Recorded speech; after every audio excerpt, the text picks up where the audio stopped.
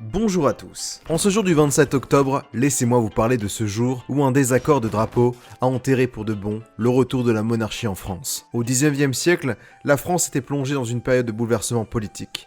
Après la Révolution française et l'effondrement de l'Empire napoléonien, le pays cherchait à redéfinir sa structure politique. C'est dans ce contexte que le comte de Chambord, Henri d'Artois, est devenu une figure centrale. Il était le prétendant légitime au trône de France, en tant que descendant direct des rois Bourbons. De plus, après la défaite de Sedan le 4 septembre 1870, le chancelier confédéral de la Confédération de l'Allemagne du Nord, Otto von Bismarck, veut négocier avec un gouvernement issu d'un suffrage des Français. La nouvelle assemblée compte alors 240 députés républicains face à 400 députés monarchistes, cependant divisés entre les orléanistes modérés et les légitimistes beaucoup moins. En 1871, à la fin de la guerre franco-allemande, le comte de Chambord, installé à Frosdorf en Autriche-Hongrie, est donc invité à revenir en France pour devenir roi. Cela suscite des espoirs parmi les légitimistes, mais soulève également une question cruciale: le drapeau français. Car le drapeau tricolore, bleu, blanc, rouge, est le symbole de la République et des valeurs révolutionnaires. Là où Louis-Philippe avait concédé la réhabilitation du drapeau tricolore lors de son intronisation en 1830, par le manifeste du drapeau blanc du 5 juillet 1871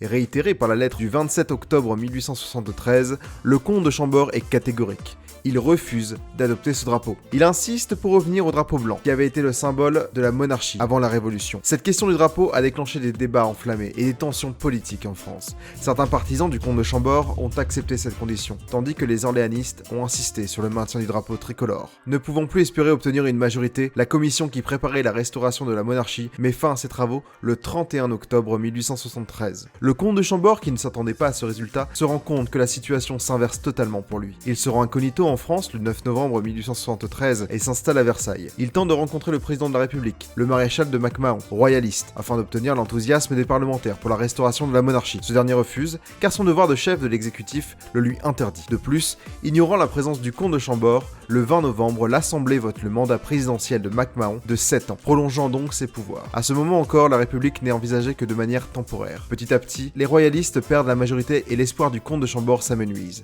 La Troisième République est proclamée en 1875, établissant un système républicain en France. Aujourd'hui, le drapeau tricolore demeure un symbole fort de la République française, rappelant les valeurs de liberté, d'égalité et de fraternité, et nous n'eûmes jamais d'Henri V.